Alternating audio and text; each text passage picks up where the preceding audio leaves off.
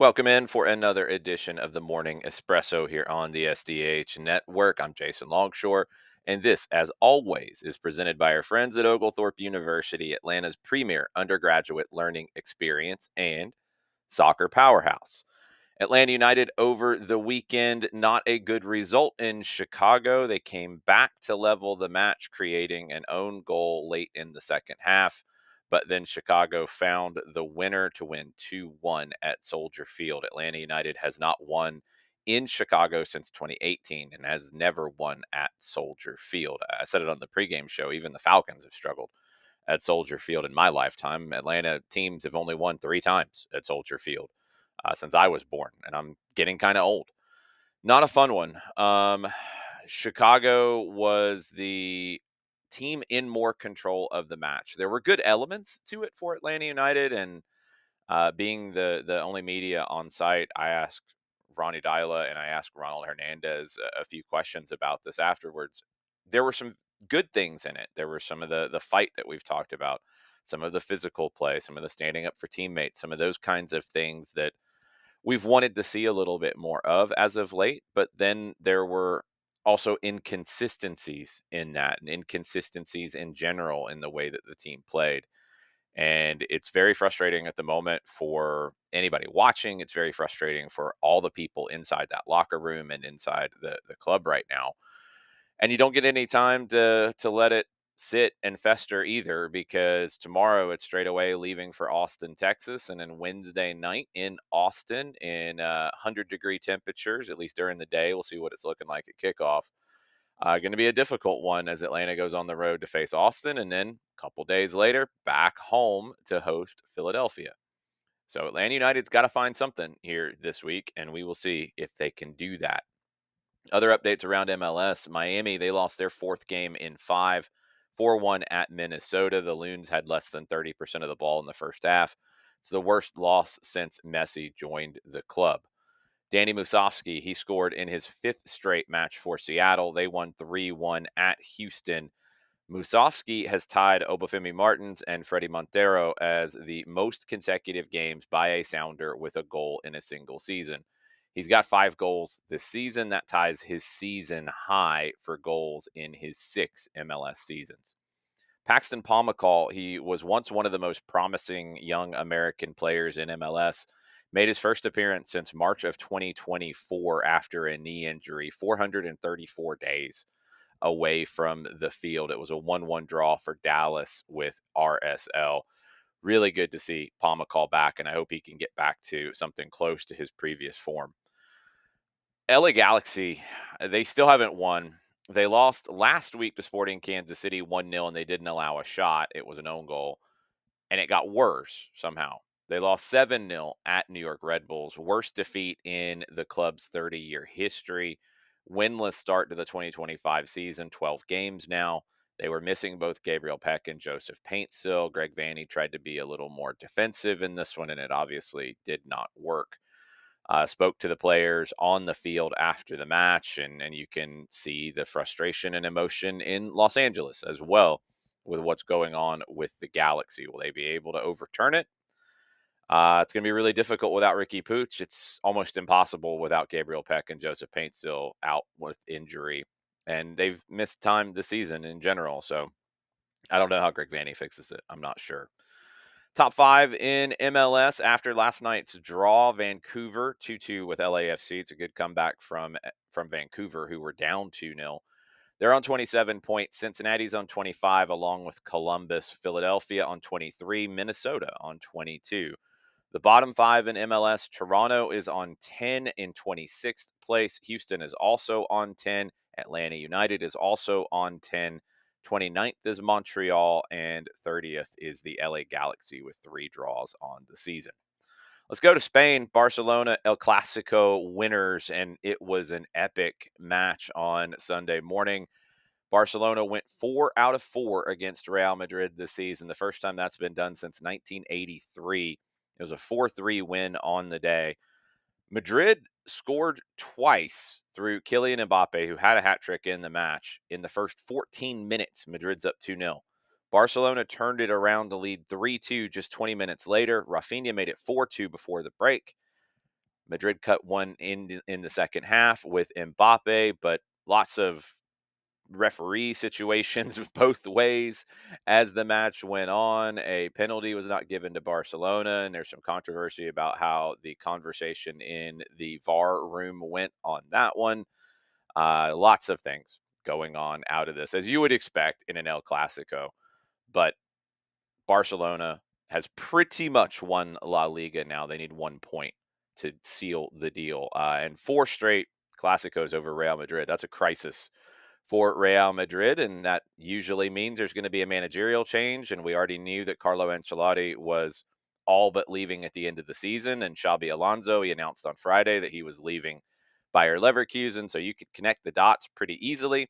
Fabrizio Romano this morning says that Xabi Alonso to Real Madrid is done. Confirmed. Deal is sealed for a contract through 2028. The staff is sorted. The contract is in place. 3-year deal. And they are planning for him to start at the Club World Cup. That was a bit of a question mark if he would want the summer off or if he would start straight away. It looks like he is going to start straight away, according to Fabrizio Romano. Let's go to Mexico, Liga MX. Alex Zendejas of the U.S. men's national team. He scored both goals in Club America's 2-0 win over Pachuca. That puts Las Águilas into the semifinals of the Clausura. He's trying to win his fourth straight Liga MX title with Club America. He had 2 goals and 3 assists in last year's playoffs. In this year's regular season, he had 5 goals and 7 assists in 15 games. And Dejas needs to be getting time for the U.S. men's national team with those kinds of performances. We'll see if he's part of the Gold Cup this summer. Dramatic finale. There was referee controversy, but Tigres, they got a 2-2 draw in stoppage time against Necaxa. That was enough to book their place in the semifinals. They're going to face Toluca. Club America is going to face Cruz Azul, another rematch between the two Mexico City clubs. They met in CONCACAF. They are eternal rivals, and even more so after a semifinal matchup here in the Liguilla. Monterrey, they were knocked out by Toluca, and Martin Di Michelis, the manager from Argentina. It had been talked about after they were knocked out of the CONCACAF Champions Cup by Vancouver that he would be out of a job. He did get to hold on to it through the end of the season, but now he is out, and Rayados will be looking for a new manager ahead of the Club World Cup. Let's go to England. Nottingham Forest. Oh, everybody had statements to make about all of this stuff. So they were coming into the weekend looking at Champions League qualification. Right now, if the season ended, they would be in the Conference League. They will be in Europe. That part was sealed after a draw against Leicester on the weekend. Nuno Espirito Santo, the manager who's done an amazing job with Forest, he got an earful on the pitch from, I mean, he's the owner, but the club was supposed to have been placed in a blind trust because of multi-club ownership situations with Olympiacos as well. But Evangelos Marinakis came onto the field, was yelling at Nuno Espirito Santo. Really bad look, to the point that Gary Neville said that Nuno should leave the club. He should immediately resign because of that. And that's crazy because Nuno would probably like to still have a job and get a paycheck. Nuno says that Marinakis was frustrated by the late substitutions from Forest, and it was a tricky situation with a player in Taiwo Awaniwi who was injured. Medical personnel were checking him out. They gave the thumbs up that he could continue to Nuno. Nottingham Forest made their last sub, went in a different direction. Before Taiwo got over to the technical area, then it looked like he couldn't continue. But it's very clear. You can see it in replays. The trainers give the thumbs up to go ahead and make the subs that are happening. So there's nothing Nuno could do here. So it's ridiculous for Marinakis to yell at him on the field. It's ridiculous for that to even be a question in public to look at it that way. Uh, Absolutely out of line. There's nothing wrong. There's nothing nothing difficult to say that. But to say that Nuno should leave the club because of it, well, maybe people will find him a job. I don't know. That felt like a lot of people trying to get attention with public comments. And it's frustrating. It's frustrating for Nuno. It's frustrating for Marinakis. It's frustrating for everybody that the substitutions weren't handled well. You basically weren't able to make one more sub to go for the game. And that happens sometimes in games. Did the medical staff rush to judgment here? Could they have said, hold on, let's wait and see for 60 more seconds? Don't make the sub yet. Yes. And that's the kind of things that happen when you're late in the season and the pressure is mounting and you're trying to get a win against a team that you should, and you're trying to book a Champions League spot and you make a mistake. And they made a mistake. Marinakis afterwards made a statement. He said, everybody, coaching staff, players, supporters, and including myself, we were frustrated around the injury of Taiwo and the medical staff's misjudgment on Taiwo's ability to continue the game. This is natural. This is a demonstration of the passion we feel for our club. And he's 100% right. That doesn't make it okay that he, in a way, showed up his manager on the field in public. That doesn't make that okay. But the explanation is accurate and the frustration is accurate. And Nuno's response afterwards, where he basically said the same thing, is accurate. It's not like no one knew that Marinakis was a loose cannon at times. Everybody has known that all season long. So this doesn't change anything for Nuno. I think you have to be careful sometimes about just throwing statements out there to throw statements out there and tell people either they should lose their job or walk away from their job or all this because, jobs are important. Let's be careful about dictating how people should handle their jobs. Serie A, craziness in the match with Inter and with Torino in Turin. Torrential rain, hail, thunderstorms, delays, but Inter got the win 2-0. That cut the gap to Napoli to just 1 point as Napoli was held to a 2-2 draw by Genoa in Naples. If they are still level after the final two rounds, there will be a playoff in Serie A, which would be just absolutely epic, but very hard to schedule because Inter is into the Champions League final. So good luck with all of that. NWSL, Debinia scored twice in the first half, a spectacular free kick. Kansas City Current 4-1 win over Bay FC. They're back into first place. Debinia 52 career regular season goals, seventh among all-time leading scorers in the league. Angel City defender Savvy King is stable in the hospital after requiring urgent medical attention during an NWSL match with Utah. The 20-year-old collapsed with 16 minutes to go, but stable in the hospital and hopefully will be able to get home soon. Top five in the NWSL, Kansas City on 18 points, number one. Orlando next on 16. Washington in third on 15. San Diego in fourth on 14, along with Angel City. Bottom five, Houston is on 10 points in 10th. North Carolina Courage on 9. Bay FC on 8. Utah and Chicago both on 4. Let's go to UEFA. A proposal has been brought forward today to share hundreds of millions of euros in UEFA prize money among low-ranked soccer clubs that help develop future star players. This was made by the Union of European Clubs. They want to close that gap that is gigantic between the top clubs in Europe and the bottom clubs in Europe that help develop many of the players that end up benefiting the top clubs. They want to see an allocation of at least 5% of the broadcast and commercial revenue from Champions League and other European competitions to the clubs that did not take part but yet had nurtured those players early in their careers.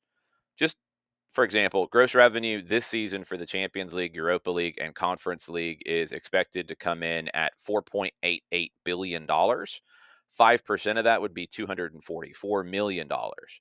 And in the statement, the Union of European Clubs said that only clubs which did not advance to play in the league phase of the three competitions would be eligible for those payments. I like the idea. It probably needs a little bit of reconfiguring just to make sure everybody's on the same page, but I do like the idea of this. Some other in the potpourri section of the Morning Espresso, Trent Alexander-Arnold, we know he's leaving Liverpool. We expect that he's going to end up at Real Madrid. Was at the club for 20 years, 353 games for Liverpool, all kinds of trophies, all kinds of achievements. But when he came on as a substitute against Arsenal on the weekend, there were supporters who whistled him, which is the equivalent of boos here. Uh, I can't stand to see that. And Andrew Robertson didn't either. He said afterwards, there's a lot of emotion around this. It's important in these moments that I don't tell you how you should feel and you don't tell me how I should feel. All I can do is tell you how I feel. And he went on to tell Sky Sports how important Alexander Arnold was to him, two have become very, very good friends, an incredible duo that has led Liverpool to amazing heights. Yeah, I mean, the player can't say that. Arne Slot said that the sharing of opinions is good. I'm paraphrasing what he said, and I know the people at the club at Liverpool can't criticize their fan base for this, but the guy was there for 20 years.